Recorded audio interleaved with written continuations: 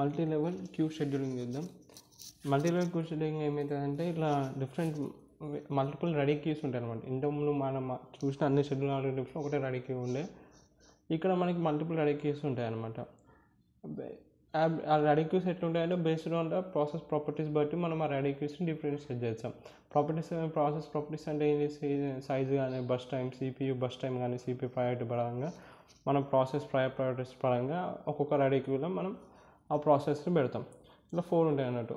4 ready queues ఉంటాయి. System processors, foreground or interactive processors, తర్వాత background or batch processor, student processor. ఈ 4 multiple levels ఉంటాయి కాబట్టి దీన్ని మల్టిపుల్ లెవెల్ క్యూ షెడ్యూలింగ్ చేస్తారు. ఈ సిస్టమ్ ప్రాసెస్లో ఏముంటాయంటే in order to use operating system we require some processes right. So that type of processor will be there in system processors. అర్థమైందా? ఏదైతే ఆపరేటింగ్ సిస్టమ్కి యూజ్ చేయడానికి కొన్ని ప్రాసెసెస్ కావాలి మనకి, ఆ సంబంధించిన ప్రాసెస్ అన్ని సిస్టమ్ ప్రాసెసర్లు ఉంటాయి.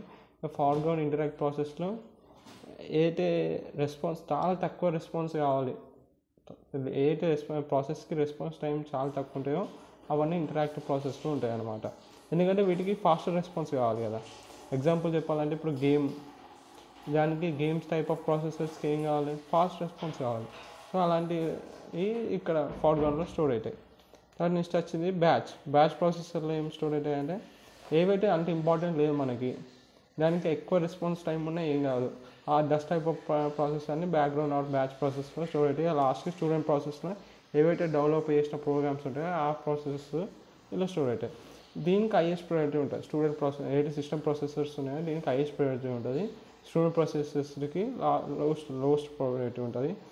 ఇక్కడ ఒక్కొక్క లెవెల్లో నువ్వు ఒక్కొక్క డిఫరెంట్ షెడ్యూలింగ్ ఆల్గోరిథం యూజ్ చేయొచ్చు. ఓకేనా? ఇక్కడ మల్టిపుల్ రెడీ క్యూస్ ఉంటాయి కాబట్టి ఈచ్ రెడీ క్యూలో నీకు నచ్చిన షెడ్యూలింగ్ ఆల్గోరిథమ్స్ యూజ్ చేయొచ్చు.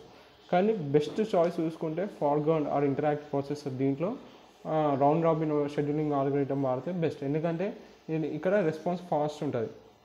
ఎందుకంటే ఇంటరాక్ట్ ప్రాసెస్లో మనం ఏం చేస్తున్నాం, ఏవైతే ప్రాసెసెస్ లెస్ రెస్పాన్స్ టైం ఉన్నాయో స్టోర్ చేస్తున్నాం. సో రౌండ్ రాబిన్ వాడినాకో తక్కువ ఫాస్ట్ రెస్పాన్స్ ఇస్తుంది. అందుకే ఫోర్గ్రౌండ్ ఆర్ ఇంటర్ ప్రాసెసర్కి రౌండ్ రాబిన్ వాడితే బెటర్ షెడ్యూలింగ్ ఆల్గోరిథం. తర్వాత బ్యాక్గ్రౌండ్ బ్యాచ్ ప్రాసెసర్కి ఫాస్ట్ కమ్ ఫస్ట్ సర్వ్ వాడతాం. ఓకేనా? ఎందుకంటే దీనికి రెస్పాన్స్ టైం ఎక్కువనే ఏం కాదు, ఇది అంత ఇంపార్టెంట్ కాదు. అందుకే ఫస్ట్ కమ్ చేస్తున్నాం, ఫస్ట్ సర్వ్ వెళ్ళిపోతే సరిపోతుంది. ఈ షెడ్యూలింగ్ ఆల్గోరిథం యూజ్ చేస్తాం. బ్యాచ్ ఆఫ్ బ్యాక్గ్రౌండ్ ప్రాసెసెస్ ఇక్కడ ఈ లెవెల్. తర్వాత మరి ఒక్కొక్క రెడీకి దాని సొంత షెడ్యూలింగ్ ఆల్గోరిథం వాడుకోవచ్చు మనం. దీని ఫోర్గ్రౌండ్ ఇంటరాక్ట్కి రౌండ్ రాబిన్, బ్యాక్గ్రౌండ్ బ్యాచ్కి ఫస్ట్ కమ్ ఫస్ట్ సర్వ్ వాడితే బెస్ట్. మరి డిఫరెంట్ షెడ్యూలింగ్ ఆల్గోరిథమ్స్ ఎట్లా ఉంటాయి, మరి ఎలా డిసైడ్ చేస్తామంటే 2 ఉంటాయి అన్నమాట. First fixed primitive priority scheduling ఉంటుంది, ఇంకోటి టైం స్లైసింగ్ బిట్వీన్ కీ ఉంటుంది. ఫిక్స్డ్ ప్రిమిటివ్ ప్రయారిటీ షెడ్యూలింగ్ ఏం చేస్తామంటే ఫస్ట్ ఇప్పుడు సపోజ్ దీనికి 5 ఉన్నాయి అనుకున్నాం, 5 ప్రాసెసెస్, దీంట్లో 2, దీంట్లో 3, దీంట్లో 5 ఇట్లా ఉన్నాయి అనుకో. ఫస్ట్ ఏం చేస్తా అంటే ఫిక్స్డ్ ప్రయారిటీ షెడ్యూలింగ్లో ఫస్ట్ సిస్టమ్ ప్రాసెస్ని ఎగ్జిక్యూట్ చేస్తుంది. అవన్నీ ఎగ్జిక్యూట్ అయిపోయినాకనే ఇప్పుడు బ్యాక్గ్రౌండ్ ఇంటరాక్ట్ ప్రాసెస్ 2 ఉన్నాయి, ఫస్ట్ అవి కంప్లీట్. సో ఈ 2 కంప్లీట్ అయిపోయినాకనే బ్యాక్గ్రౌండ్కి వస్తుంది. బ్యాక్గ్రౌండ్ ఏంటి ఉంటే అన్నీ కంప్లీట్ అయిపోయినాకనే ఇట్లా ఒక్కొక్కటి అన్ని ఆ లోపల ఉన్న ప్రాసెస్ అన్నీ ఎగ్జిక్యూట్ అయిపోయినాక నెక్స్ట్ కింద లెవెల్కి దిగుతుంది. తర్వాత ఇది అయిపోయినాక ఇది. సో దీనివల్ల ఏమైపోతుందంటే దీని డ్రాబ్యాక్ స్టార్వేషన్ అవుతుంది. సో ఇక్కడ 100 ప్రాసెస్లు ఉన్న 100 ప్రాసెస్లు అన్నీ ఎగ్జిక్యూట్ అయిపోయినాక నెక్స్ట్ లెవెల్కి వెళ్తుంది. సో దీనివల్ల ఏమైపోతుంది, టైం చాలా స్టార్వేషన్ ప్రాబ్లమ్ వస్తుంది అన్నమాట.